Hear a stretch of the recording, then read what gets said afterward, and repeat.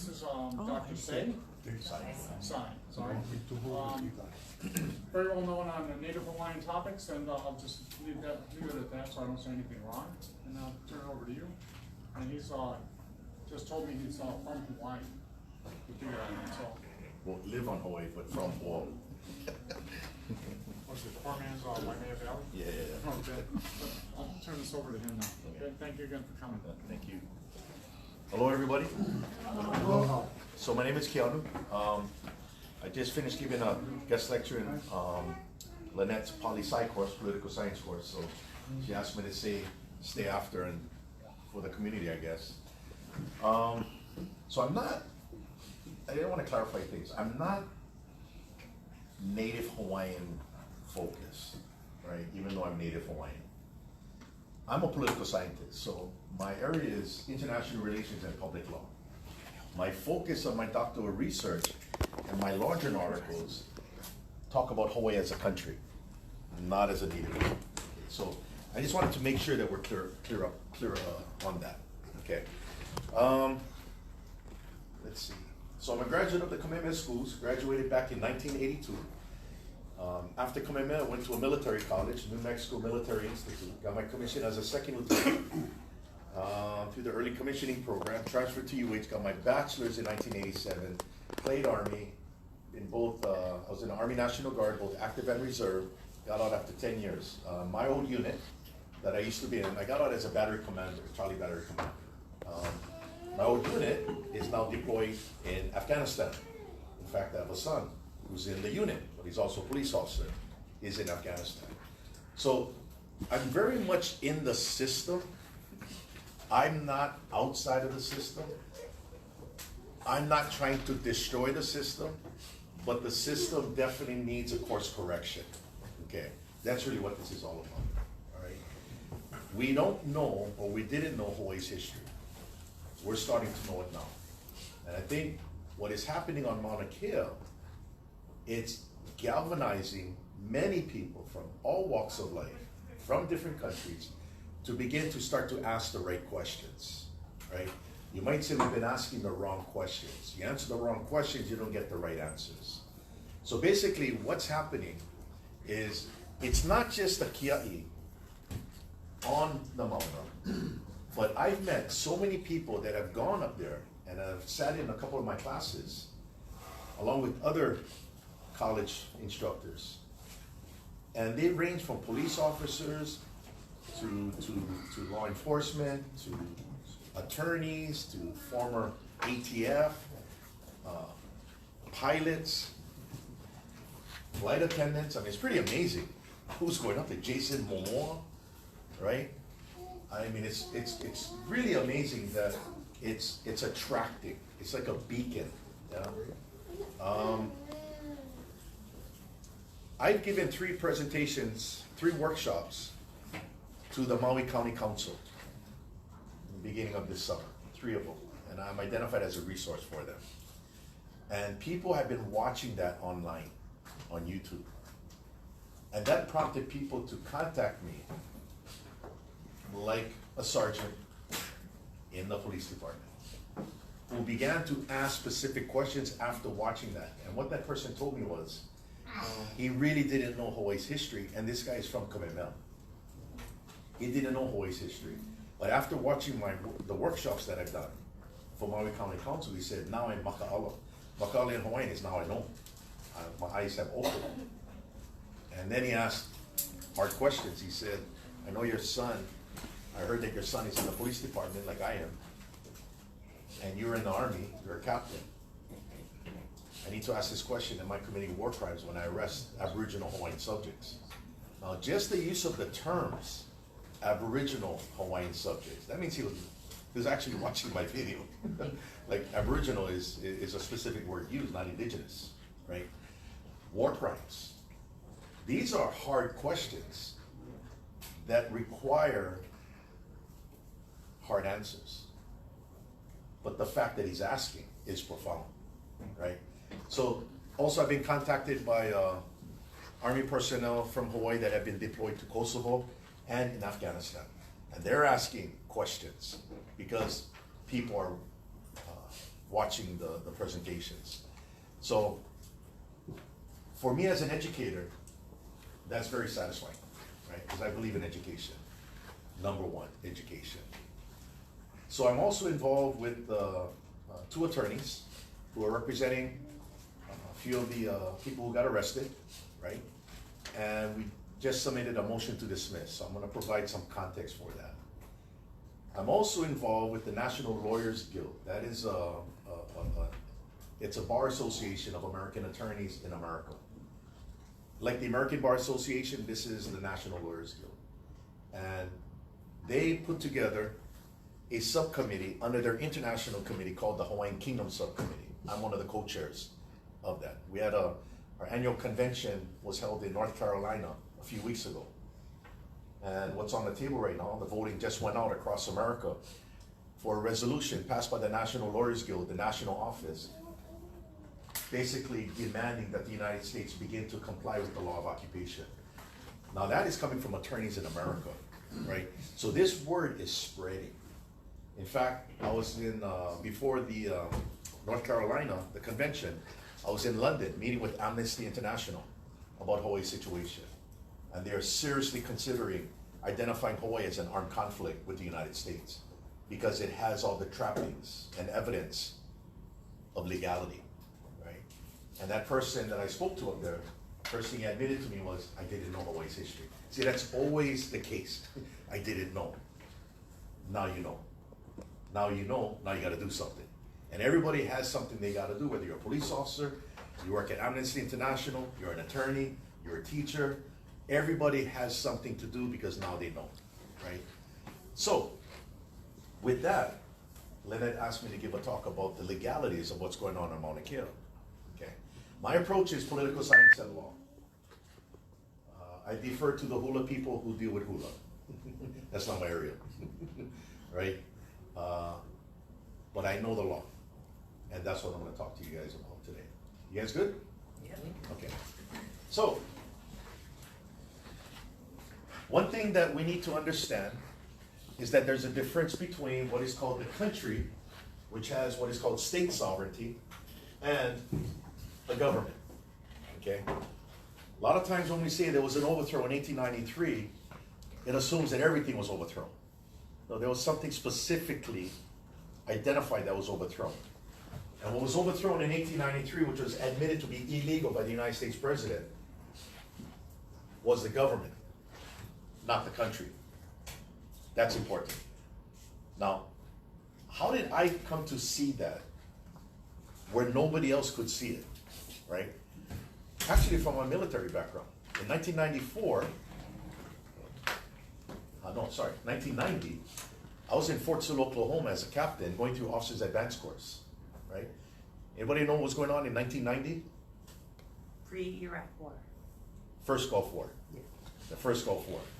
Desert Shield. After Saddam Hussein invaded Kuwait.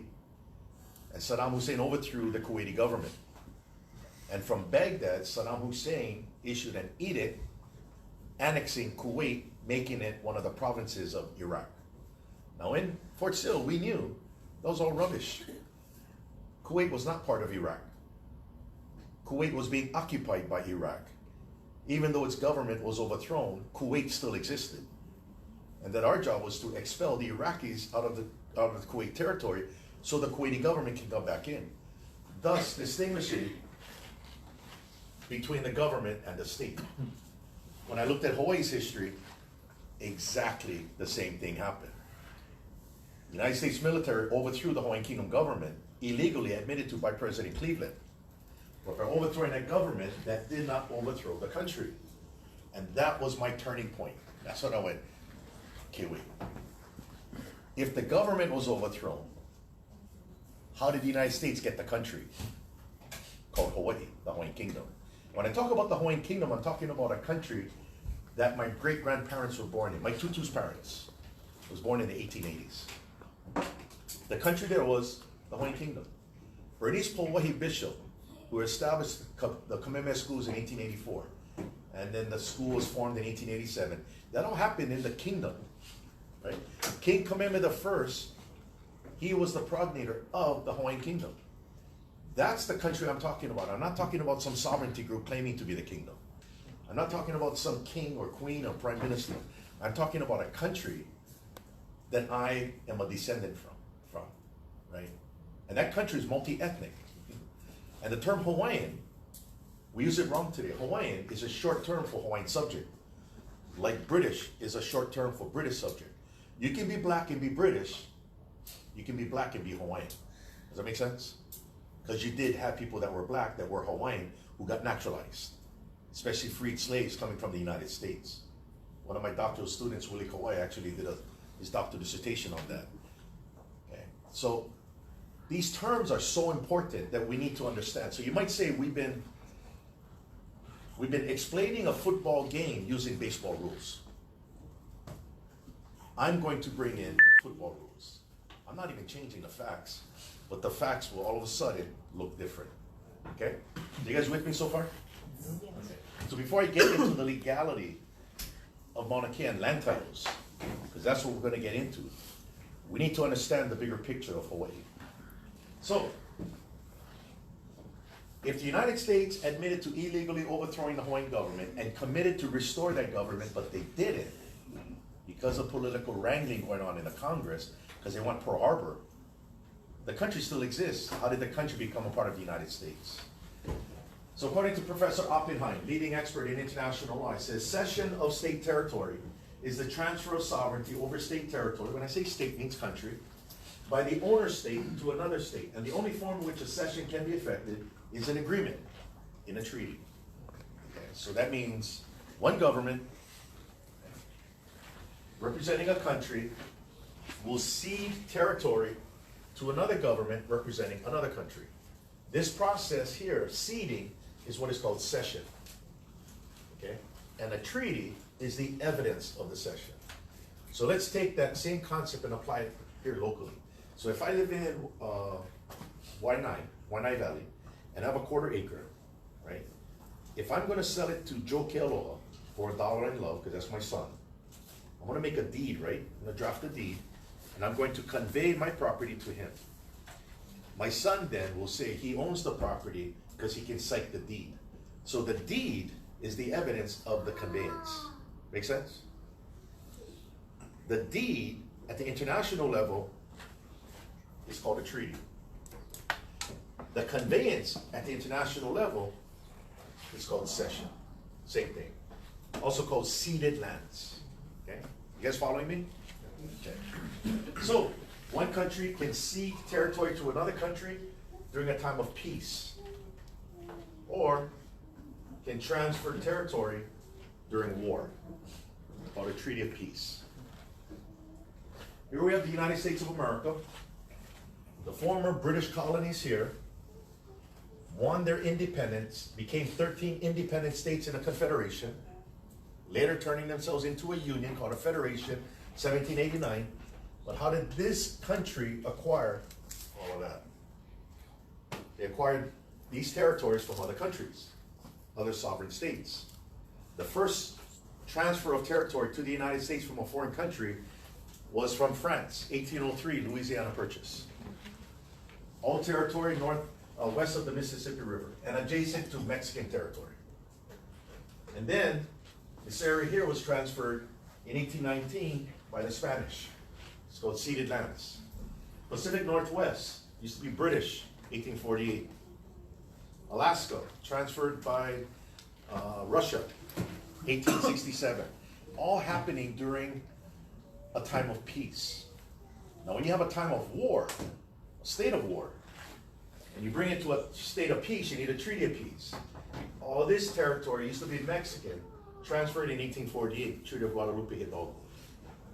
So all territory north of the Rio Grande now became American territory. That's important. Now what you have here is these territories acquired by treaty would then allow Washington, D.C., the U.S. Congress, to pass laws that apply to these territories. But the United States Congress cannot pass laws that apply to Florida, what we call Florida today, in 1818. What applied in Florida was Spanish law, not American law. Before 1803 and 1802, French law applied here. After 1803, American law, passed by the Congress. Same with Mexican law, then American law, British law, then American law, Russian law, and then American law. So that's how it works. So you have to be a part of a country before the United States Congress can enact laws that apply to that territory. So how did Hawaii get annexed? We should be thinking, where's the treaty, right? Joint resolution to provide for annexing the Hawaiian Islands to the United States. Passed July 7, 1898. This is not a treaty. It's a law passed by the United States Congress. It's not a treaty. That's what's important. So if it's a law passed by the United States Congress, then it can only apply to American territory. Hawaii has to be a part of the American territory before this law can apply. We don't have a treaty. In fact, the treaties were killed. One in 1883, the other in 1898. The last one was by a signature petition of 21,000 signatures of our kupuna, who killed the treaty, which forced the United States to pass a law just taking Hawaii.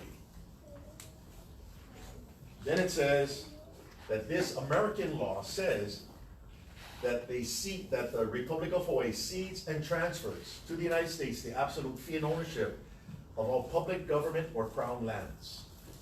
Okay. The territory on Mauna Kea is the Ahupu of Kaohe, which is government land. Government land under Hawaiian statute. Supposedly ceded by this American law.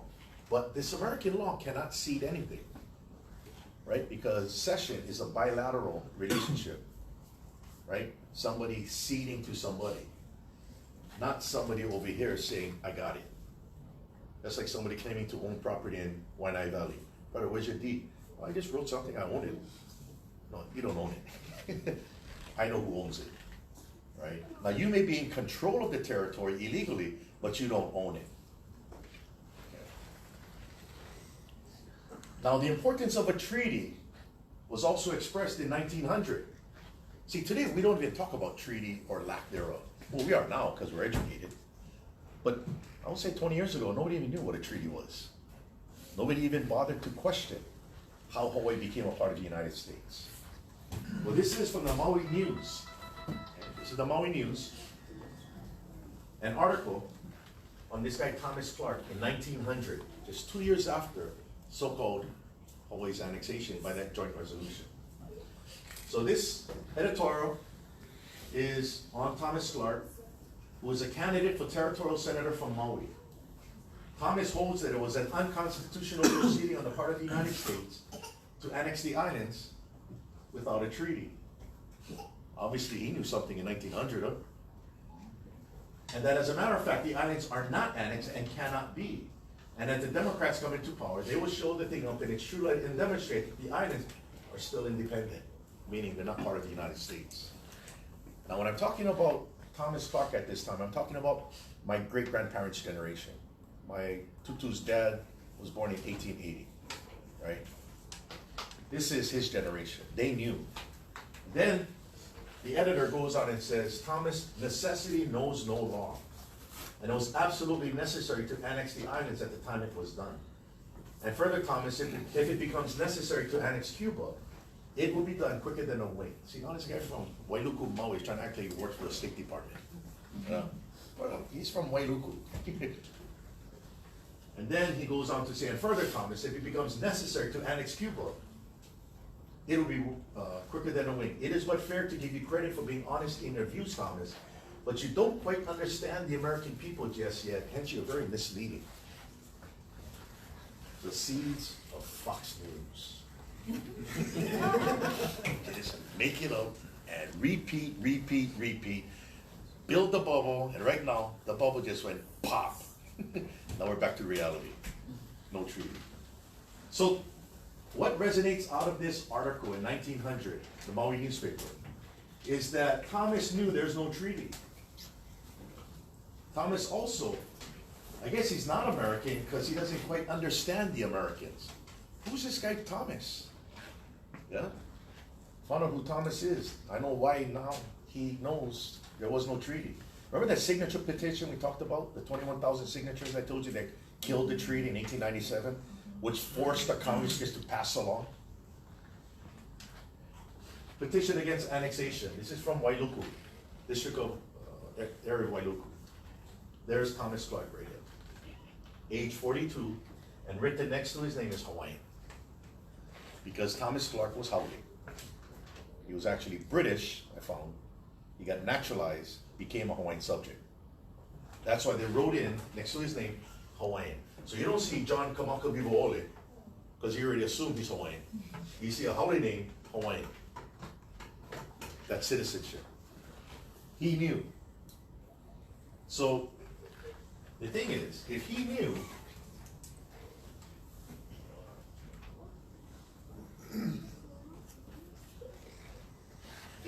how come we don't know? How come we don't know? We've been brainwashed to believe something that's not true. All the schools got taken over in 1906. My tutu's generation was brainwashed to believe they're American and to speak English.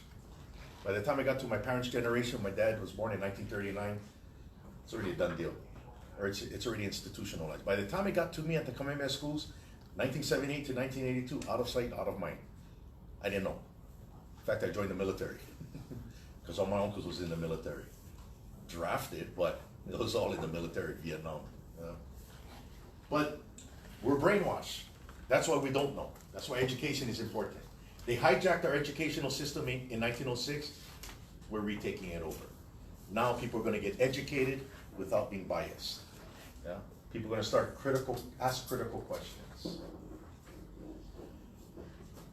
And this is what Senator William Allen said about the joint resolution of annexation of Hawaii. The Constitution and the statutes are territorial in their operation. That is, they cannot have any binding force or operation beyond the territorial limits of the government that created it. In other words, the U.S. Constitution and statutes cannot reach across the territorial boundaries of the United States into the territorial domain of another government and affect that government or persons or property therein. He even stated that the joint resolution of annexation is invalid. That's pretty heavy. He just took out the main point about annexation. But the point is, Hawaii's not part of the United States. They never got Hawaii. This is no different than Saddam Hussein claiming to have annexed Kuwait. Same thing, just another time. But it never happened. Then, 2 years later, in 1900, the US Congress passes another law, which is limited to US territory, changing the name of the Hawaiian Kingdom government infrastructure to the territory of Hawaii. And then 1959, the US Congress enacted another law that changed the name from the territory of Hawaii to the state of Hawaii. And this is where we live today. In fact, we do not live in a state of Hawaii. We live in a state of confusion. Because you can't create the state of Hawaii in a foreign country. Right? And then in 1993, the United States Congress passes a joint resolution apologizing for the illegal overthrow. Sorry. Sorry. But they only apologize to the natives. Then the natives react to it, make it like we gotta be like Native Americans, and then we want federal recognition as a tribe, but yet that all is for naught, because we're not even in the United States. Amazing, huh? You guys ever saw the movie The Matrix? This is Matrix 1, you all took the red pill. Now you're all going down the rabbit hole. You know, you can hear my presentation, you go, wow, that's pretty trippy, unreal. You take my class for a semester, like I'm teaching 22 teachers at the Kamehameha schools, oh, we going in and down the rabbit hole. And you're gonna see a teapot talking to you. And then when you come out of the rabbit hole, after one whole semester, you're gonna go from the OMG to the WTF. And then you're gonna go, we gotta fix this problem. So I ask the teachers, how do we fix the problem? Education. Exactly. Don't blame. They're all dead. Just know. Right? My tutu said, never point your finger at anybody. Anybody know why? Because 3 fingers pointing back at you. Exactly. A lot of Hawaiians know that one. So my tutu said, put your hand down. Yeah? Don't blame anybody. Blame yourself for not knowing. So that's us. If anybody to blame, blame ourselves. And then in the joint resolution, it frivolously states that the Republic of Hawaii ceded 1.8 million acres of Crown government and public lands without the consent or compensation to the native Hawaiian people of Hawaii or their sovereign government. Problem, they didn't cede anything because there was no treaty. So we've been saying ceded lands without a treaty. So we gotta stop saying ceded lands. So it's considered stolen land. You cannot steal land, it doesn't move. How do I steal this? Cannot. Actually, the definition of real property, look it up. Dictionary, it's called immovable property. As opposed to personal property, which is anything detached from the land, like this, that's movable. I can steal this. I can attempt to steal this table. I cannot steal this land. So either I can trespass on the land, right? Or I can take control over the land. So is it crown land? Depends. Crown lands are identified by ahupua. So on the Mauna, where the kia'i are, at the bottom, that ahupua is called humu'ula. Humu'ula, crown land. Ka'ohe, Mauna Kea, government land. Yeah. And it's all identified in the Hawaiian statutes. Yeah. So it's specific. What are government lands administered by the Minister of the Interior, and what are crown lands administered by the Crown Land Commissioners? Yeah. But see, if you folks don't even know any of this stuff, I don't have to worry about asking anybody's question, because we've been asking the wrong questions. Yeah. We've been assuming too many things. And remember, we should never assume, because a colonel once told me when I was a lieutenant, don't assume. You guys know why, huh? Because you make an ass out of you and me. Ass. Ass, you, me. So don't assume. No. And if you don't know, don't say nothing. Don't make it up. Just say, sir, I'll get back to you with that information. So to reiterate, this is Washington, D.C. We got borders. U.S. laws have no effect beyond the borders of the United States. We teach this. This is called Poli-Sci 130, Intro to American Politics. Limitation of law. So Hawaii is not part of the United States then, right? Yeah, the evidence shows it's not, right? So if it's not, then what are we? On the international law, we're actually occupied.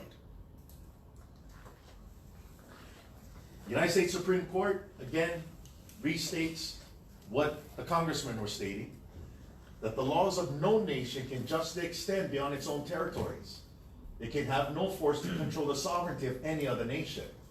In 1936, they also said neither the federal constitution nor the laws passed in pursuant of it have any force in foreign territory, and operations of the nation in such territory must be governed by treaties, international understandings and compacts, and the principles of international law.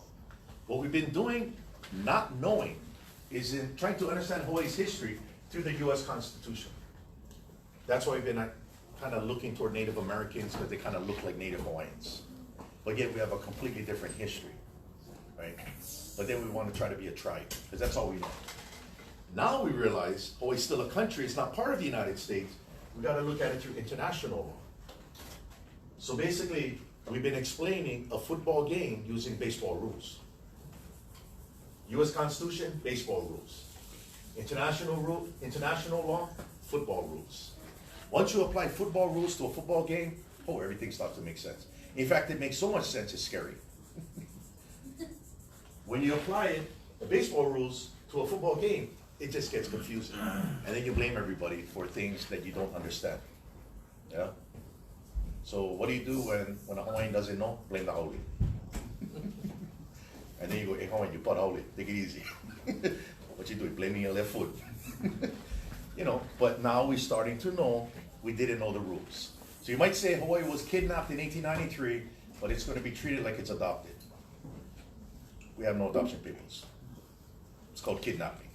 In international law, it's called occupation. So Hawaii is still a separate country. So you have two sovereign entities. Domestic law of the United States, 1898 Annexation Resolution, 1900 Territorial Act, Statehood Act of 1959, and the Apology Resolution. These are all US laws, limited to US territory. And these are Hawaiian Kingdom laws. This is what my great-grandfather then was under, right? My tutu's dad and mom. These laws are limited to Hawaiian territory. These laws are limited to US territory. They're separated by international law. So international law is literally the law between nations. Treaties, custom. We have neither with regard to Hawaii's annexation. All we have are American laws that have been illegally imposed in a foreign country for 126 years. That's all we have. That is when you go from the OMG to the WTF. Now what? Well, it's course correction, crisis management, resource management. It's not changing, reinventing the wheel. It's called realizing that that's our wheel. We just gotta adjust it under international rules. And then ultimately bring it to an end, the occupation. And these international rules are the Hague and Geneva Convention. They regulate occupations.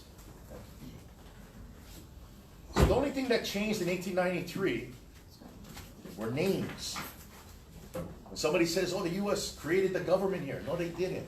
They hijacked the government that was already here. It's like Hawaiian Airlines flying in the sky with American Airlines. And British Airways. Everybody's flying in the sky called sovereign states. All they did was land troops onto the Hawaiian Kingdom plane, took over the pilot, the Queen and her cabinet, replaced them with insurgents, Marines protect them, and in time release sleeping gas into the cabin, and everybody falls asleep. Then they paint the plane red, white, and blue, and say American Airlines. But everybody looks at this plane in a way, like, something's wrong. See, because Hawaiian Airlines, the make of the plane is an Airbus. Okay, it's a type of plane. American Airlines is Boeing. What people are realizing is it's an Airbus painted like it's American Airlines. Like something looks different. And nobody can get exactly what's wrong, but something's not right in Hawaii. Yeah, wrong plane. And after 126 years, the paint is chipping off. And that's what people are starting to see. A country that never left. Then that name was changed to the provisional government, to the republic, to the territory, to the state. In fact, Hawaii's public school system all goes back to the Kingdom era. Most of the ILH schools are from the Kingdom era. Yeah, how's that? Everything is from the Kingdom era. Queen's Hospital, the courts, the legislature, the Attorney General, all from the Kingdom era. What they did, regime change. Change the pilot and change the course. So if that's what they did then, change the pilot, change the course back. Make sense? It's really that simple. The best place to hide something is right in front of you and get everybody to believe something different. Right? Now what's amazing on this so-called annexation of Hawaii, even the United States Department of Justice, Office of Legal Counsel, came up with an opinion. The same Office of Legal Counsel that came up with the opinion that a sitting president cannot be indicted. That Special Counsel Mueller, remember investigating Donald Trump? He had to abide by the legal counsel's opinion. Well, hey, here's another opinion from the Office of Legal Counsel. Quote, despite the constitutional objections, Congress approved the joint resolution and President McKinley signed the measure in 1898. Nevertheless, whether this action demonstrates the constitutional power of Congress to acquire territory is certainly questionable. It is therefore unclear which constitutional power Congress exercised when it acquired Hawaii by joint resolution. See, this is when they went, uh-oh, WTF, WTF. So I guess if the Department of Justice says we're unclear, I think we should all be unclear how Hawaii became a part of the United States, because it never became a part of the United States. What I find interesting is this is in 1988, just 5 years later, an apology resolution kicks in. And everybody is now going native. Akaka bill. That's a good course, not correction, but deflection. Yeah. What has happened since then is people that our experts in this area are starting to look at Hawaii's situation. Dr. Matthew Craven, 2002, drafted a legal opinion on the continuity of the Hawaiian Kingdom under international law. Remember the state? Also, legal opinion from Professor Shabas. Legal opinion on war crimes related to the United States occupation of Hawaii. Professor Shabas is the leading expert on war crimes and international criminal law from the Middlesex University Law School in London. Very well respected. He also stated here, statutory limitation of war crimes is prohibited by customary law. You commit a war crime, there's no statute of limitation. You got a target on your back until you die. You know they're still chasing Nazis. That's something you don't want to play with. It's called war crime, violations of the laws of occupation. Then he goes on to say the prohibition of statutory limitation of war crimes has been proclaimed in several resolutions of the United States General Assembly. Also cites in a diplomatic note to the government of Iraq in 1991, remember that first Gulf War? The government of the United States declared that under international law, violations of the Geneva Conventions, the Geneva Protocol, or related international laws of armed conflict are war crimes. And individuals guilty of such violations may be subject to prosecution at any time without any statute of limitation. This includes members of the Iraqi armed forces and the civilian government officials, who now is where the rubber hits the road in Hawaii. This is what prompted this police officer to contact me from the department and said, am I committing war crimes when I arrest Hawaiian subjects? This is what's prompting these types of questions.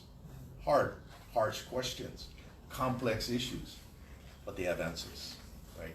Course correction, right? We still need police department. We still need the fire department, which also was from the Kingdom era.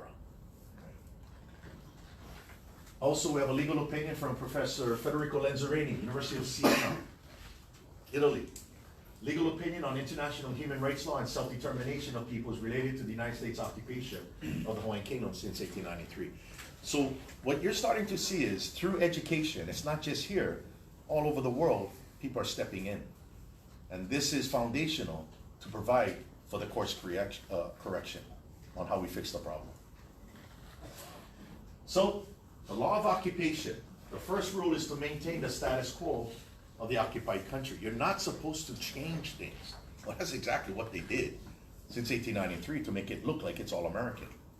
That's actually a violation, that's a war crime, right? That's called usurpation of sovereignty. The second rule is for the occupying country to administer the laws of the occupied country through the military government, similar to the occupation of Japan from 1945 to 1952. A lot of people thought that the war ended when Japan signed a surrender. No, that's what started the occupation of Japan under General MacArthur, who administered Japanese law. It wasn't until 1952 that a treaty of peace came into effect that was signed in San Francisco that ended the occupation and returned the situation from a state of war to a state of peace. In our situation, we don't have a treaty of peace. We're just like South Korea. There's an armistice. No hostilities, but it's still in a state of war. If you notice, there were reporters that kept asking President Trump, are you going to sign a treaty of peace with Kim Jong-un? They're saying that because Korea is still in a state of war under international law, even though it doesn't look like it, okay? That's what we have going on here in Hawaii. So a military government takes over an already existing government in the occupied country by establishing a military governor. The third rule is that occupations are regulated by international law and not the laws of Congress. Because the laws of Congress are limited to U.S. territory. So this is the context of Hawaii, right? Before we start to delve into land. How does land work? So we can talk about Mauna Kea. So what is Hawaiian law? You know, a lot of times we tend to cite a lot of American laws. People need to start citing Hawaiian Kingdom law, the Civil Code, case law. That's what Hawaii had. Hawaii had that. Well, in the compound laws of the Hawaiian Kingdom, which is its Civil Code, Section 6 specifically says, the laws are obligatory upon all persons, whether subjects of this kingdom or citizens or subjects of any foreign state, while within the limits of this kingdom, except so far as exception is made by the law of nations in respect to ambassadors, because they have diplomatic immunity. The property of all such persons, while such property is within the territorial jurisdiction of this kingdom, is also subject to the law. So we talked about property, we talked about ka'ohe, right, government land, humu'ula, crown land, land titles. How does property work? Property law, namely land titles in the Hawaiian Kingdom. So we have crown lands. It's named what lands are crown lands, right? And it says these lands to be the private lands of His Majesty Kamehameha III, to have and to hold to himself, his heirs and successors forever. And said land shall be regulated and disposed of according to his royal will and pleasure, subject only to the rights of tenants. That means on the Hawaiian Kingdom law, native tenants. Anybody, any Kanaka that has native blood have rights in the land in all of Hawaii, called reserving the rights of native tenants.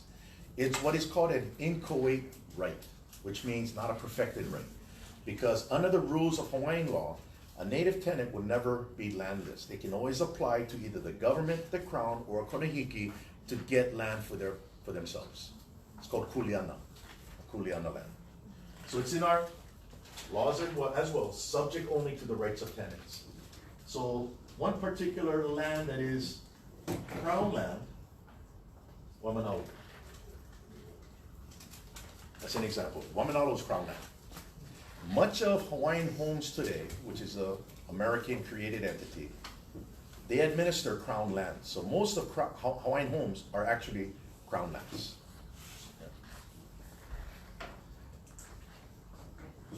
And then the crown lands have been limited to 30-year leases since 1860s.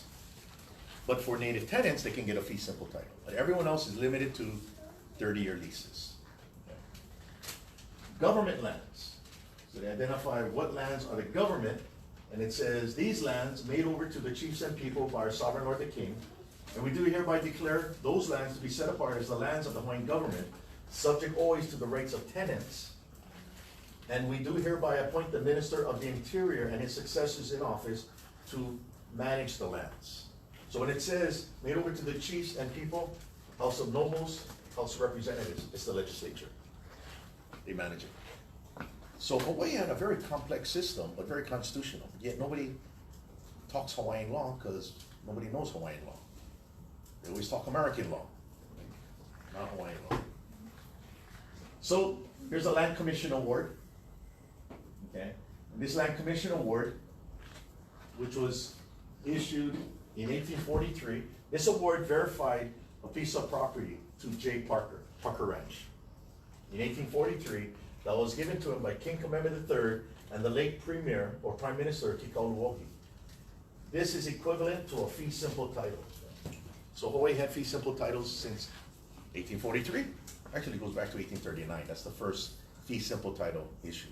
A lot of people say, oh, the Great Maile of 1848 created private ownership. No. 1848, this is 1843. The book, Pehelai Ponoi, Native Lands and Foreign Desires, written by Professor Lilikala Kamelihiba, is wrong. Completely wrong. Okay. Here's a royal patent, which is a fee simple title issued to Robert Robertson. Notice what's over here. A condition of the title, reserving the rights of native tenants. Native tenants do not have to worry about their rights. But yet today we had no clue that these rights even existed because of that brainwashing that was going on to make us believe something that's not true. So how do you convey these lands in the kingdom? Right? These land commission awards, these royal patents. Well, it says here, all deeds, leases for a term of more than 1 year, or other conveyances of real estate within this kingdom shall be recorded in the office of the Registrar of Conveyances. Today we have what is called the Bureau of Conveyances, right? That's where every title is recorded. Did you know that Bureau of Conveyances was established in 1845? It's everything. The only thing changed was names. The car is still the same, right? Now, in order to record it in the Bureau of Conveyances, you got to get it notarized. And under Section 1267, no person who is not a subject of this kingdom is eligible to the office of notary. can you notarize a Hawaiian deed to be recorded in the Bureau using an American notary in Honolulu? Cannot. You gotta use a Hawaiian notary. Just like you cannot use a Hawaiian notary in New York transferring title in New York. It has to be done by an American notary, right? So we're gonna have a problem. What happened in 1893, January 17th? Was the illegal overthrow of what? The country or the government? The government. So if there's an overthrow of the government, that includes the notaries. Titles all stopped in 1893. Nobody could convey property. Okay. So deeds of conveyances of real property and mortgages after January 17th cannot be considered lawful. Notarized by a wrong entity. Everything stopped. Right? President Cleveland, in his message, admitted the provisional government is neither de facto nor de jure. They're illegal. They're insurgents. The president said that. So titles could not be transferred. We're just now coming to that reality. So let's say I own property in Waianae Valley because it was conveyed to me by Joe Ching in 1950. Joe Ching got that from somebody who had it before 1893. Where's the notary? Uh-oh, I think I might have a defect in my title. Hawaiian Kingdom law was to be administered by the president through a military government according to international law. They didn't do that. If they did that, we wouldn't have a problem now. We have a problem because they violated the law of occupation. The United States failed to administer Hawaiian law. Consequently, all titles in Hawaii defective since 1893. Unless in your property, you are still sitting on the same property that was held in your family before 1893. Then that's valid, right? So like land titles of the Kamehameha schools transferred by Hawaii's will to the Bishop Estate. That's valid because that took place in 1884, before 1893. Can you see what's gonna start to happen here? This is where the rubber's gonna hit the road on 1893 till today. So this is the tax map key, and you notice it all has land commission awards, royal patents. Your parcels sit on these origin of land titles. The problem is everything stopped in 1893. So a chain of real estate. Commandment the 3rd, 1845, that's when private ownership began. Issues a royal patent to Daniel Collier, royal patent 1225.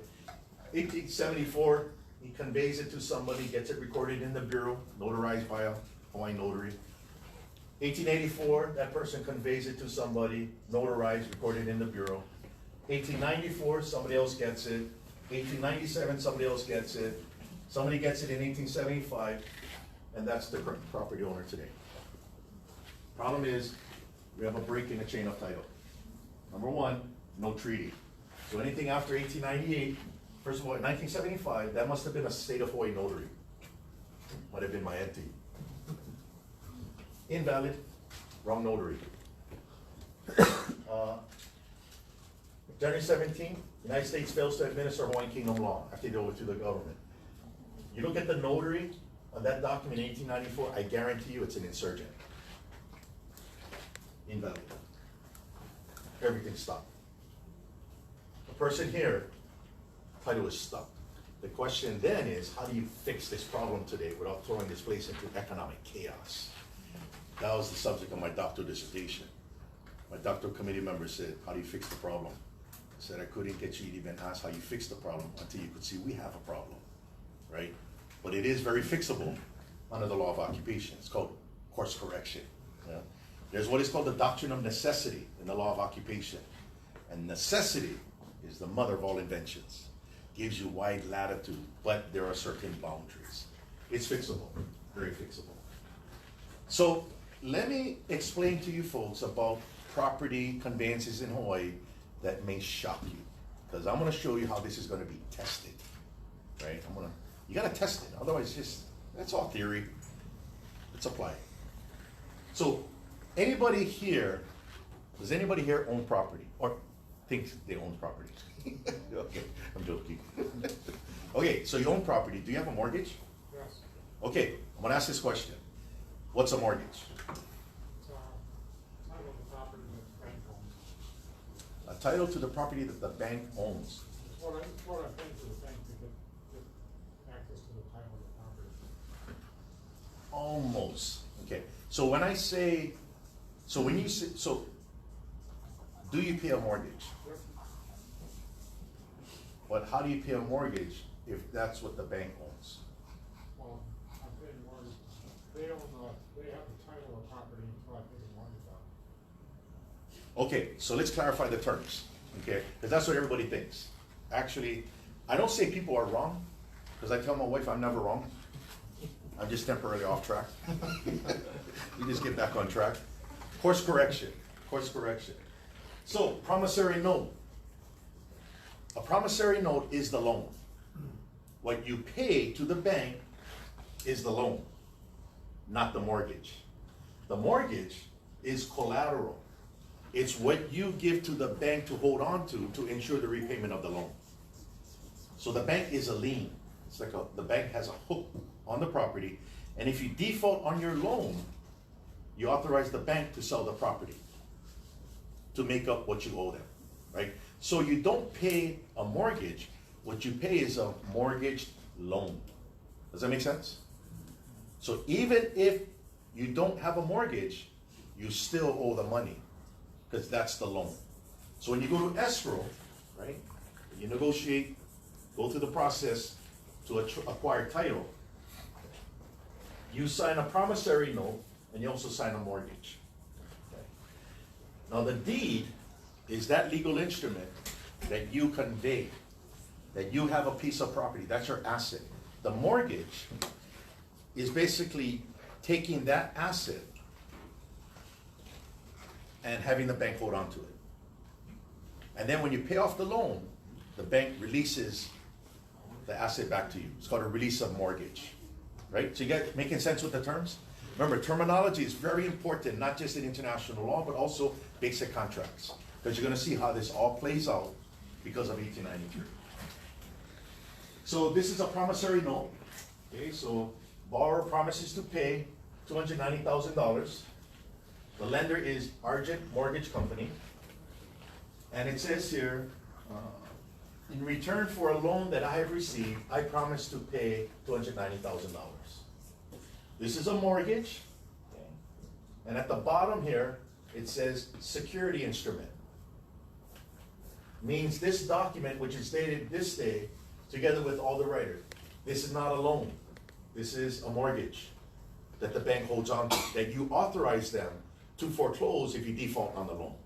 Now that makes perfect sense if you're walking to someplace and you're borrowing $200,000.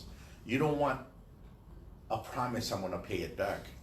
Like, brother, I wanna hold on to something when you walk out of here. Now, what if I go to Bank of Hawaii and I borrow $290,000 and they say, do you have title that we can hold on to as collateral? I said, oh, I own all of it. Really? Yeah, I've been in my family for years.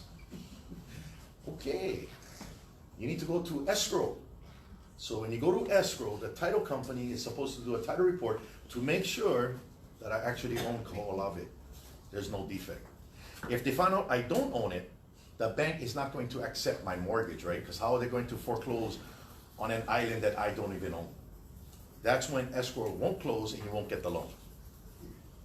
Now, if the bank says that I do own it, the bank wants something more than just a statement that the title report is valid. You want something to ensure the accuracy of the title search. Okay? And that's called title insurance. So title insurance is a policy issued by a title company after searching the title, representing the state of that title, and ensuring the accuracy of the title search against defects. So they're gonna look in the Bureau of Conveyances. They're gonna look into probate courts. They're gonna try to verify you actually own the property, there's no defect. And if they say there's no defect, the bank says, you know what? You need to buy insurance for me. Insurance that will ensure the accuracy of the search. So you need to borrow, if you're gonna borrow $290,000, you're gonna have to buy an insurance policy for $290,000 payable to the bank in case there's a problem with the title. So can you see there's a lot of pressure on the title company? They better make sure that that's an accurate search. And these title companies, they say they go back to 1845. They don't. They go back 3 conveyances. Because once you get closer and closer to 1893, that's like going into an haunted house. That's like your hair will stand out. So what they say, oh, title's good, issue the policy. Okay, issue the policy, people bought the policy. Guess what, if there's a title defect, guess what that policy does? Pays off the loan. You guys got that one? All of a sudden, ooh, I think having a defect in title is quite lucrative. Did you know that there's also an owner's policy? That's not in the amount of the money you borrow, but the owner's policy protects the owner of the property, and it is at the appraised value of the property at the time the policy is taken out. So even though the loan may be a $290,000 loan and an insurance policy to protect the bank, your appraised value of the property might be $500,000. Oh, maybe I should file a claim with the insurance company and get my money. All I gotta do is prove there's a defect in title. You see how simple they just prove there's a defect. Well, the pressure's gonna start coming on the title companies. So the lender's policy protects the lender, and an owner's policy protects the owner. I knew this back in 1990s. 1994, I came to the realization that Hawaii is not part of the United States. What was overthrown in 1893 was the government, not the country. The law still exists. I saw that. The Hawaiian Kingdom still exists. We're gonna test it. This is the impact. So we got a borrower and a lender. The borrower receives the promissory note and the money, and the borrower gives to the bank a mortgage. But before, when they give the mortgage, they gotta buy title insurance. Now, if there's a problem with the title, there's no mortgage, right? That's like finding out I don't own Kaho'olawe. What protects the bank is title insurance. That's how it works. Am I making sense? A lot of pressure. So, here's how we're gonna test this theory. You gotta walk the talk, right? So I woke up to this reality. Oh my God, the country still exists. Everybody's still sleeping in the Hawaiian air. You know, I'm waking up going, ho, ho, ho. Who's flying? Looking outside, we're still high. I don't want this thing to do a nosedive. So I'm going, okay, I gotta test it. What I'm gonna do is I'm gonna test the fact that we gotta follow Hawaiian law, the law of occupation. I wanna test and show that nobody owns property. And when I show that nobody owns property, they're gonna say, I can use that as evidence to cash in on my title insurance. See, I'm gonna play that game. And I don't need a lot of people to believe me, because when I'm talking land, it's just record. I don't need anybody to believe me. I don't need 1,000 people to tell me, Keanu, this is a remote control. No, it's self-evident, it is a remote control. And I'm going to use it without your permission. And I'm gonna show you stuff, right? So what we did was Hawaiian Kingdom law applies. So we're gonna create a company in 1995 called Perfect Title Company. Notice how I pronounce perfect title, because nobody has a perfect title. You perfect it by course correction, Hawaiian law. But we're gonna show how you don't own it. But we gotta create a company under Hawaiian Kingdom law, not under US law. So under the 1880 co-partnership statute, it says whenever any 2 or more persons shall carry on business in this kingdom in co-partnership, it shall be incumbent for such persons to file in the office of the Minister of the Interior, the Bureau of Conveyances, their articles of agreement. Okay. On this day, December 10, 1995, we formed Perfect Title Company. The above mentioned parties have agreed to form a general partnership under the firm name of Perfect Title Company, in the business of researching, manufacturing, and selling of land title reports that will show people don't own their property.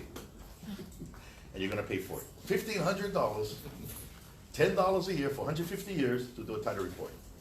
Title Guarantee charges $17,000 for the same thing. $1,500.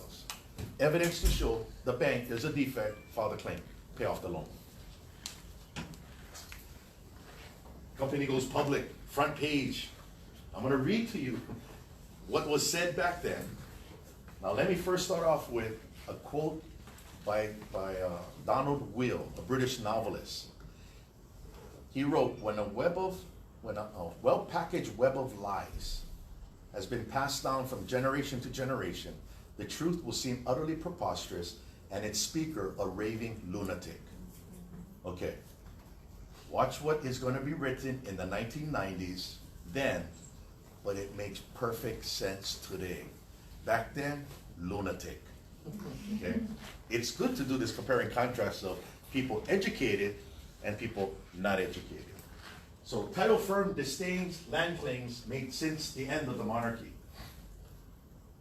Perfect Title considers any certificate transferred after the 1893 overthrow of Queen Legality to be invalid because it passed through individuals or institutions treasonous to the crown. Makes sense right now, huh? 1996. These guys are nuts. The kingdom. Created a firestorm. Title disputes bring trouble to Isle homes. Because what's happening is the title companies are panicking. Title guarantee. They're panicking. And they're telling the news, making up this lie, that Perfect Title and Keanu are telling elderly people don't pay their mortgages. Remember, you don't pay a mortgage. You pay a loan secured by a mortgage. So back then, Channel 2 News, you guys remember Action Line? Yeah? The Front Busters. Who was running Action Line at that time? Barbara Marshall. Barbara Marshall, who later became a councilwoman, was part of Action Line. She went to go visit John Jabinski from Title Guarantee, the lead counsel that is starting the spin. Deflection. Sort of like what you're seeing with the Trump situation, right? Misinformation, deflection, diversion. He tells her that we're telling people don't pay their mortgages. So she comes in, does an interview with me, and the cameraman is on me. I'm looking at the cameraman, and as soon as the camera goes, she starts filming, she goes, "Are you telling people don't pay their mortgages?" Of course not. You don't pay a mortgage, you pay a loan secured by a mortgage. She goes, "What?" I turn around, pull up the dictionary, mortgage, collateral. You don't pay collateral, you pay a loan secured by collateral. She went, "Huh?" Now, if you're telling us to not tell people, if we're telling people not to pay their loan, you're crazy. They owe that money, they borrowed it. But they have title insurance to pay off that loan, and they bought the policy from Title Guarantee, where you just came from. And she was caught, because she didn't know what was going on. She didn't know how to ask the right questions. That evening, on Channel 2 News, she goes on TV, she's saying, Keanu and Perfect Title are telling elderly people don't pay their mortgages. I was like, wow. And then, Joe Moore, he says, I'm a charlatan. Yeah, a charlatan. I'm like, what the hell is a charlatan? So I had to go look that one up. What is a shyster? Oh, bro. And then you see the propaganda. It's all misinformation, right? To get all of you to not believe you got title insurance, even though it's in your HUD-1 statement, and you pay the policy.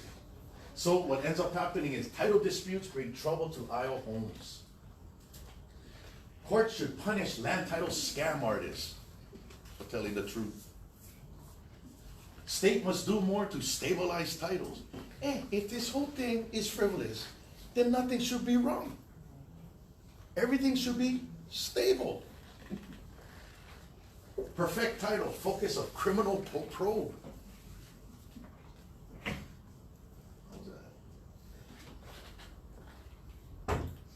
Perfect Title has created chaos in Hawaii's real estate industry.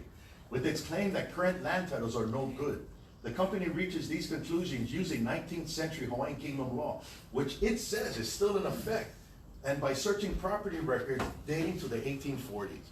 Makes perfect sense now, lunacy back then. Imagine you reading this in Hawaii now going, oh, bro, those guys are crazy. But when you find out about your title insurance, you go, oh, what? But nowhere do they talk about title insurance. Nowhere. So there was a big convention that was put together by the Hawaii Developers Council, realtors. Because the realtors were running into a problem because it's called disclosure. Yeah, they gotta disclose if there might be a problem with the title, even if they don't believe it. Because if the purchaser finds out that the realtor knew, they can sue the realtor for failure to disclose. Even not disclosing the place is haunted, even though the person's an atheist. They're supposed to disclose. So because this was getting so hot, they kept going to the title companies. Is perfect title wrong? Not getting anything from the title companies. They're circling the wagons. So the Hawaii Developers Council put on a convention at the Hawaii Prince Hotel in Waikiki. 500 people showed up. I'm sitting on this panel with Donald Lewis, my partner, who's also the former owner of Prudential Locations Inc. at that time. He was a realtor. Then he found out everything's illegal. Bruce Graham from Ashford and Riston, an attorney that teaches land titles at the law school. Neil Hulbert, an attorney from Olsen and Hunt, representing Chicago Title and Insurance Company, and an attorney from Bank of Hawaii to moderate. It was like taking candy away from them. We had slide projector, PowerPoint, they didn't know at that time. Fade in, fade out, slide projector. Names crossed out, pretty bad. People were shocked. And people left, when the convention was called, people left with their jaw on the ground going, oh my God, this is for real. Native tenant rights, oh my God, this is for real. They thought we were sovereignty activists. I was a former captain in the Army. I'm the most conservative guy you're gonna meet. I follow rules, right? They thought I was like yelling at people. No, just normal title. Names crossed out, this and that. So Bruce Graham comes up to me, the attorney, and he's the one that teaches land titles at the law school. He says, you know, Keanu, we gotta talk. I said, Bruce, okay, what's the problem? He says, you know, you're taking these people down the wrong road and people are gonna get hurt. So what do you mean people can get hurt? It's just a title report. I sent it to you. And I sent you my family's title report, the defect in title. And he said, I reviewed it. I said, yeah, I see you were holding it. I said, all you need to do is go line by line and refute it. It's a title report. He says, I did, and I can't. It is historically and factually correct. So I said, so what's the problem? He said, well, America's here, and that's just the way it is. I said, oh, I didn't know America was involved with title insurance. That's how it is. I said, we're good. They can't break it. Solid. 2 weeks later, we get raided by the Honolulu Police Department, white collar crime unit. They shut down Richard Street. Come in with pistols. My partner and our secretary, 8 o'clock in the morning, going, oh, there's me. Hey, where's our stuff? This was after the raid. As part of a state criminal investigation, Honolulu police yesterday morning arrested Donald Lewis, David Keanu, and a company secretary for investigation of theft, racketeering, and tax evasion. How's that? Has nothing to do with land titles. I thought we're telling elderly people don't pay their mortgage because that's frivolous. Racketeering, that's Al Capone stuff. It's called, see, what it is you don't attack what is frivolous. You attack what is a threat. This is a threat. And we heard it came from Ben Cayetano, Mazie Hirono, down to Lee Donahue, straight down to the white collar crime unit. How do I know that? Because I'm walking downstairs in handcuffs. Inside the van is Detective Jill Cowie. She's crying. She's part of the white collar crime unit. She comes out, she hugs me, she's apologizing. Keanu, we weren't investigating you. This came from the top. I said, I know. See, Jill Cowie was actually sitting in a presentation that I gave to the Honolulu Police Department SWAT team.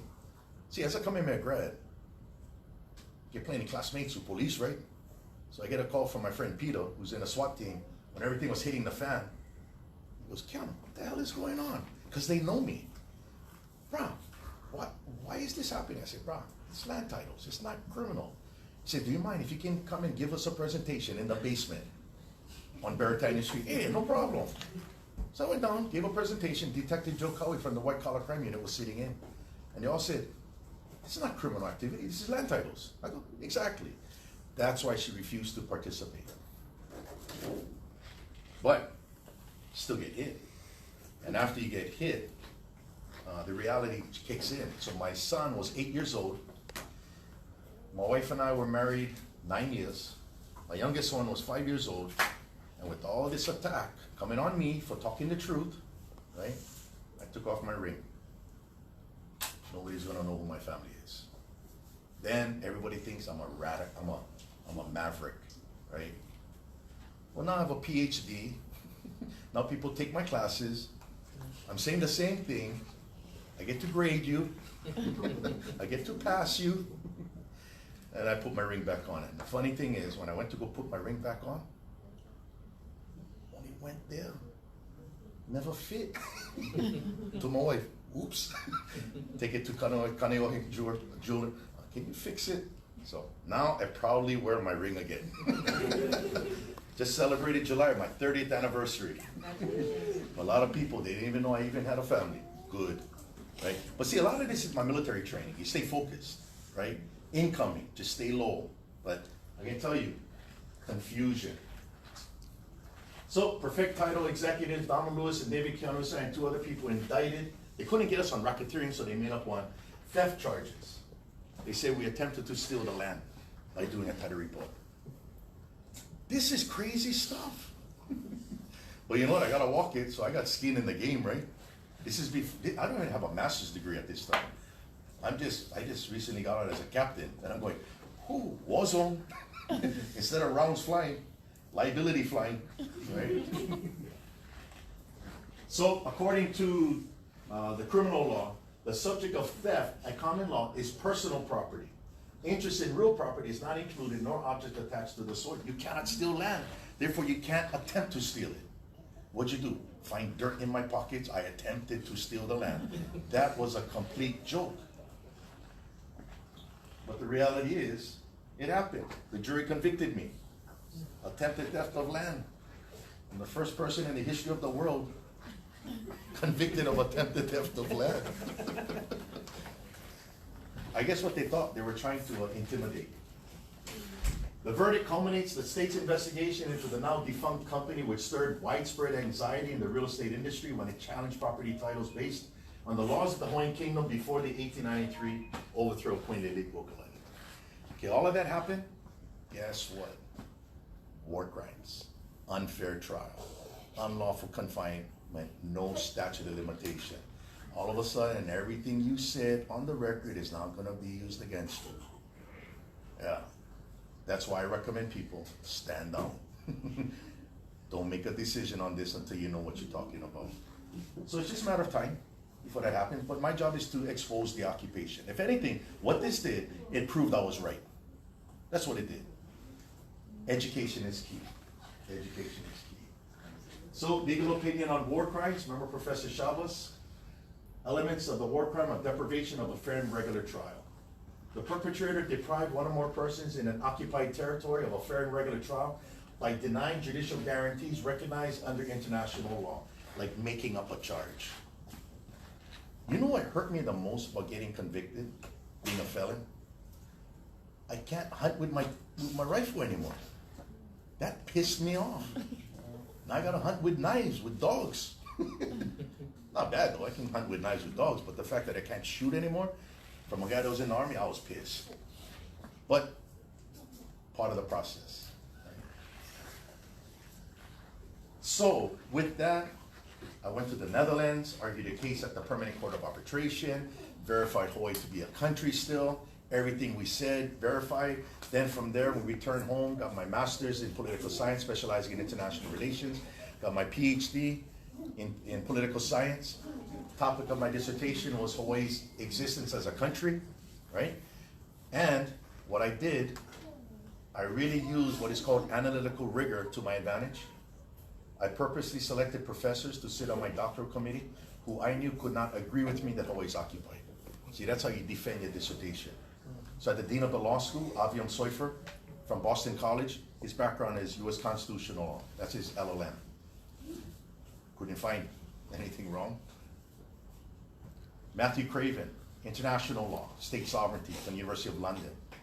Neil Holbrook, who was the ombudsman at the University of Hawaii, law and judicial behavior. Katharina Heyer, public law, and John Wilson, theory of sovereignty. I only had one Native Hawaiian on my doctoral committee, John Osorio. None of them could refute it. All they asked was, Keanu, how do you fix the problem? And like I said earlier, you wouldn't ask how you fix the problem unless you understood we have a problem. Chapter 5, how do you begin to right the wrong? Education. Don't throw your punch yet, because you're going to regret it. Get educated. That's what it's all about. So now I have a history book, which is my doctoral dissertation called Uamau. Covers Hawaii's history from the 18th century till today.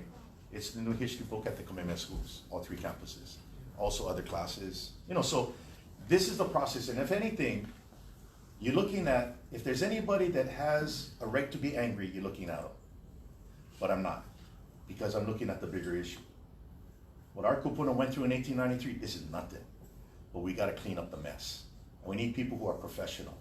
And that's, I can say, good training from the US military.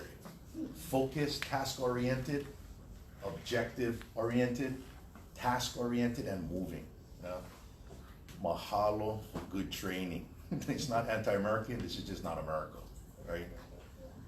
So, how does all this then, and I think I'm able to provide some context here for Mauna Kea. Mauna Kea is not about whether or not that site is sacred. The problem with Mauna Kea is the lease, the sublease to TMT. So, in 1968, there was a general lease that was made by the Department of Land and Natural Resources, the board, conveying, I believe, 11,000 acres on the summit to University of Hawaii, the University of Hawaii system. And it's identifying the certain parcel of property as Ka'ohe, which is government land that was not ceded. So if it was not ceded in 1898 by joint resolution, then how can the state of Hawaii, who got it from the United States in 1959, lease it? How could they receive a lease? No, the title stopped. Nothing was transferred, right? And there's Ka'ohe on the Hawaiian law, Hawaiian statute right here. Government land. Made over to the chiefs and people, House of Nobles and House of Representatives, administered by the Minister of the Interior. The Hawaiian government did not consent to any conveyance of the ahupu of Ka'ohe. University of Hawaii cannot claim to have a valid lease from the state of Hawaii in 1968. Therefore, TMT cannot claim to have a valid lease, sublease from the University of Hawaii. You see how everybody's affected by this problem. Okay. Goodfellow Company from Maui is the construction company that was contracted by TMT to build TMT on Mauna Kea. Building TMT without the consent of the Hawaiian government is a war crime, destruction of property, and pillaging. Remember the war crimes, Professor Chavez? The perpetrator confiscated or destroyed property in an occupied territory, be it that belonging to the state or to individuals.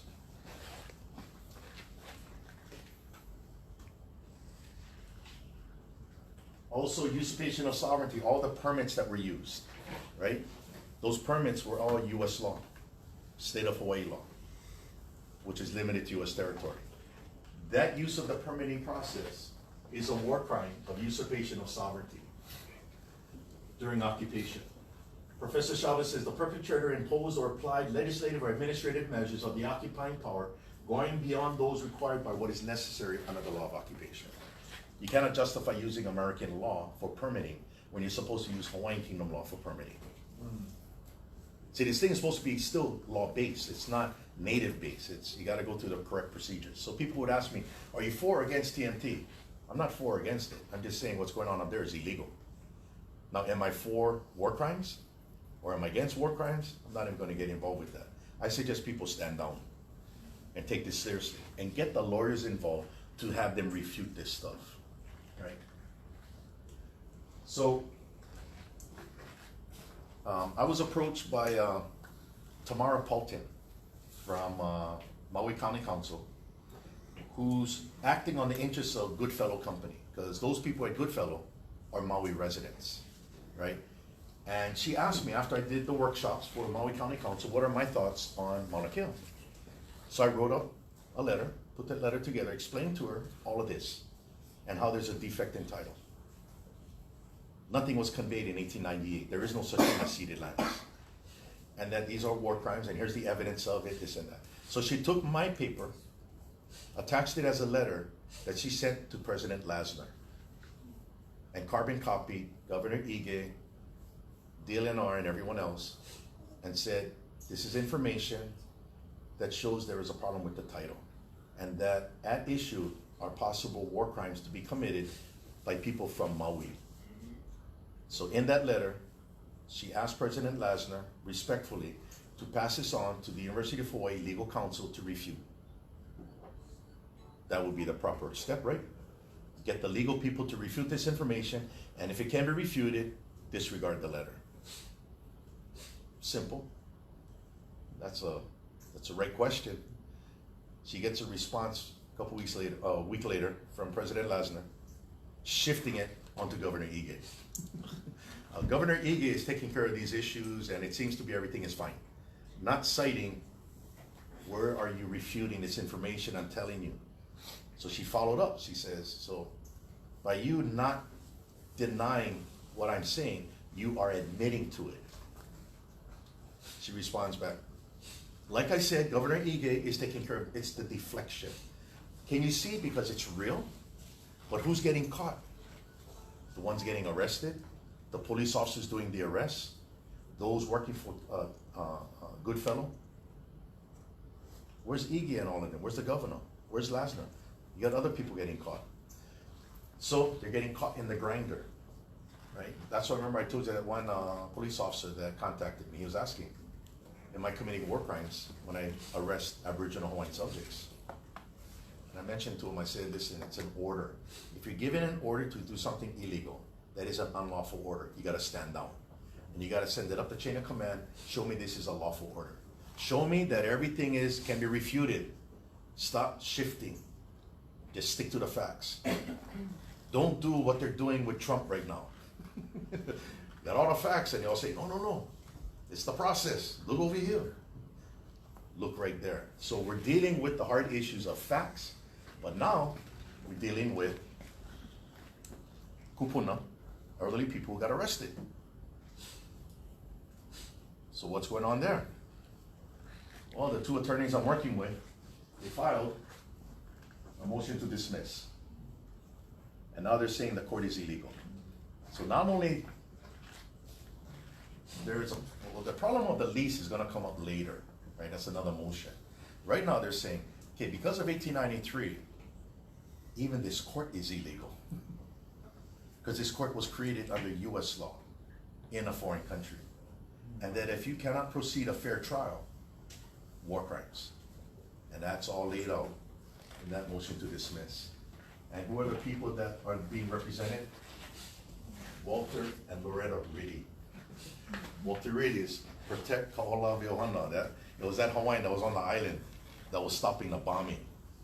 And Walter is a 64 graduate of Kamehameha schools, I think 64 or 65. He admitted he knew nothing about Hawaii's history. He didn't know anything. Now we started to learn with Protect Kaola Viohana. That's the first time they came across the Queen's story. And they heard about an overthrow. That was like 1970s. Amazing how what's happening now is a giant is awakening. It's waking up. It's a pretty amazing. Pretty amazing. And we still gotta still have aloha. We gotta still move on the rule of law. And I'm not into hurting people, but hey, if that's what you're gonna do, then I gotta do what I gotta do, right? But I'm gonna give you every benefit of the doubt. Stand down, brother, and start asking the right questions. That's the main thing. So right now, teachers are starting to ask the right questions. Am I teaching? Because you know that war crime of denationalization, obliterate the national consciousness. Now all of a sudden, teachers at the university, somebody can grab a curriculum and say, can this be interpreted as in obliterating the national consciousness of a country? Yeah, it's like, whoa, now all of a sudden, the mirror is coming up. See, now we're all being forced to look at ourselves and not look at others. And that's what's happening right now, right? Even Hawaiian scholars up at the university that are claiming that Hawaii's colonized, indigenous rights and all that, did you know that that has nothing to do with the Hawaiian Kingdom? I see that as obliteration of the national consciousness. First thing I would say, hey Hawaiian, stand down. Stop peddling this this made up story, because now there's consequences. So that's what's currently happening. It's kind of an exciting time, because the one thing we don't have is people hurting each other. Like in 1893, we just got people that don't know anything. And once you get them to know, they know. Then you start asking the right questions, and that is what is important. So Mauna Kea is not the end all. Mauna Kea is just a symptom of a bigger problem. But there's a lot of work that all of us have to do in our own professions. And the main thing is we gotta be even keeled, gotta still be humble, but do not mistake aloha for weakness. Because I will kill you with aloha. Make sense? Any questions? Where is that hearing? That's gonna be district court in Honolulu. In Hilo. Because it didn't happen yet. No.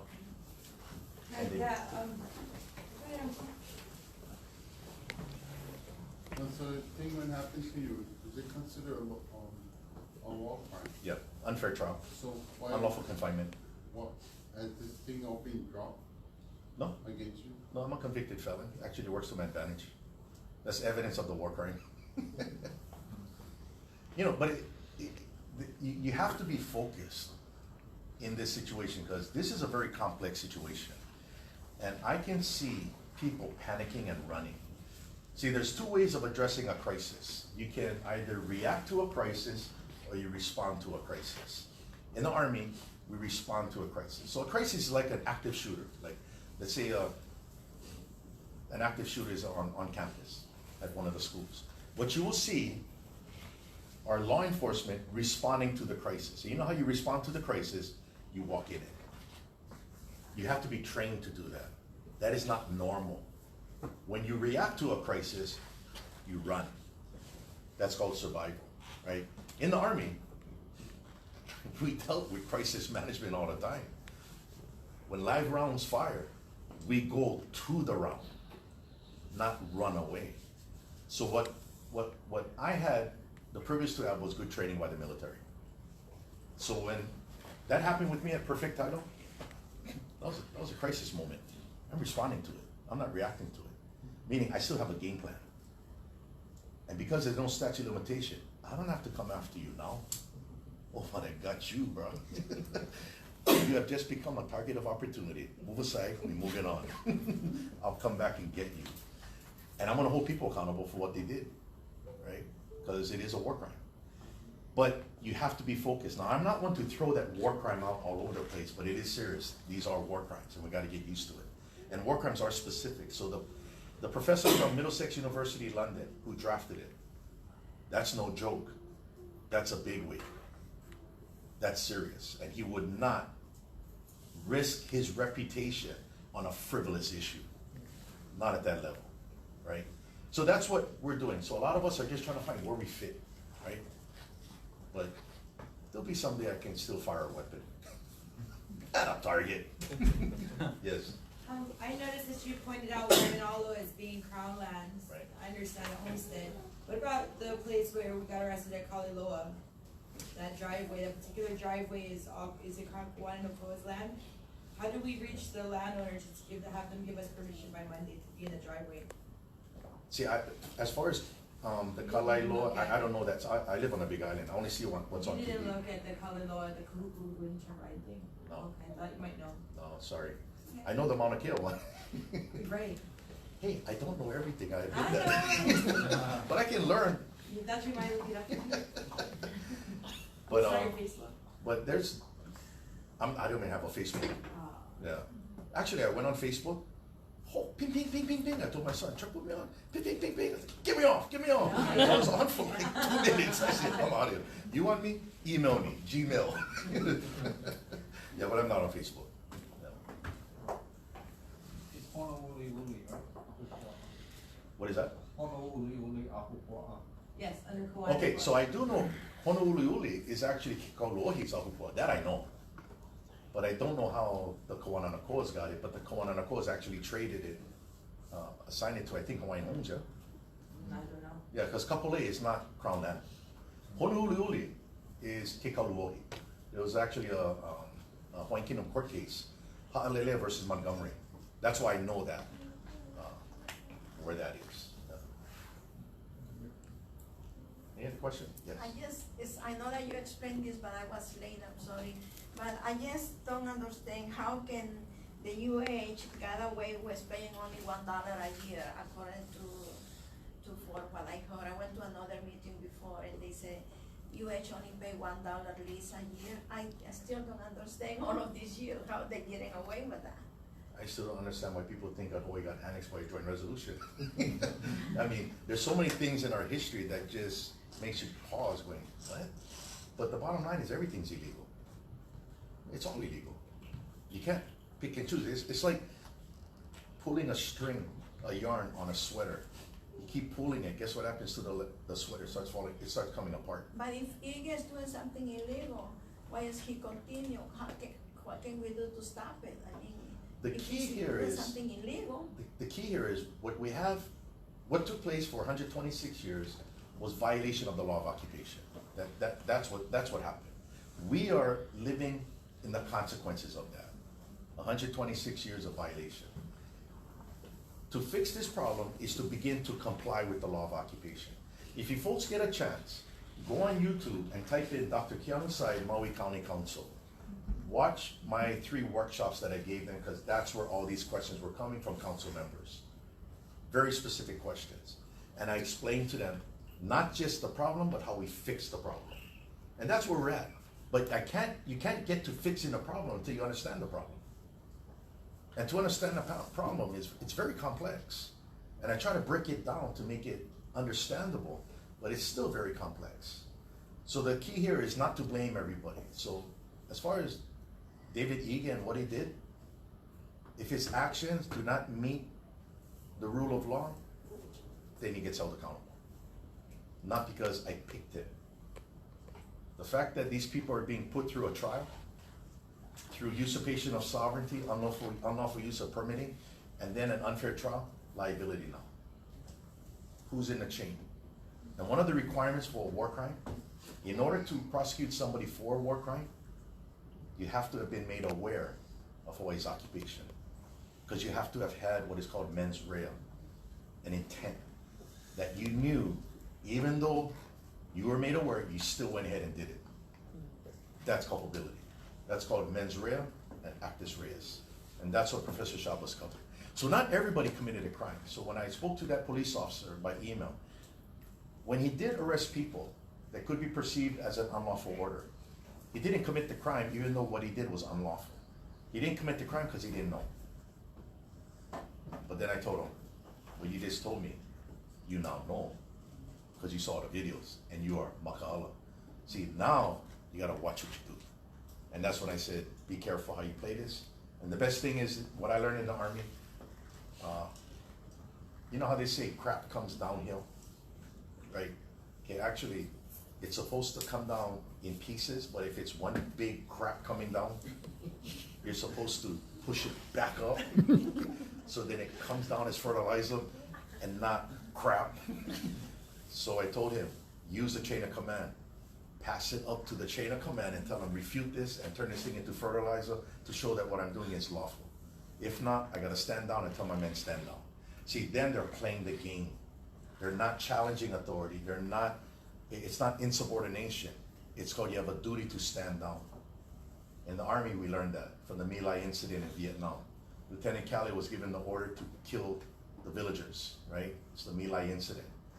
The military, as trained officers, they would say, we learn from that. So if an order comes down to take out civilians, that's a direct violation of the Geneva Convention. You gotta say, sir, with all due respect, I'm standing down, it's an unlawful order.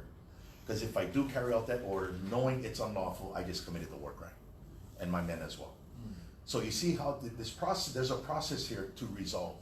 It's not a political process, it's actually very procedural. But a police been told that if they don't follow the order, you know, they can be go to jail for committing treason. No, that's not true. Somebody's making that up. I have a friend of mine who the daughter called her and said, ask her not to go to Mauna Kea that she didn't wanna arrest her own mother. She may have to arrest her own mother, her own brother, her own cousin. Oh yeah, but that's not treason. I mean, they're just refusing to follow an order. So they're saying, I'm not going. And that's what people are doing, they're standing down. But the point is that I'm making is, we need the police department to maintain law and order. But we don't need a police department that will do anything that they're told to do. They gotta think. They're carrying a sidearm. That's the issue. That doesn't give them a license to do anything. No, it's called procedure, protocol, right? So when I'm talking to people in other professions, I'm talking to them in their language, as opposed to talking to somebody else in their language or their profession. Because everyone is looking at this situation from their own perspective, whether as a teacher, a lawyer, an educator, law enforcement. Everybody has a role in this. And the one thing we cannot do is start dividing, right? But we do have to hold people accountable. That's number one. That's called the rule of law. But it also begins with us. We need to know what's going on. Yeah? Make sense? Okay. Well, I'm glad you folks came. I hope I gave information that you've learned, something new. Thank you. Yeah. Thank you very much. Appreciate it. Thank you to the Chancellor and Leeward Community College, you know. And thank you very much. Mahalo.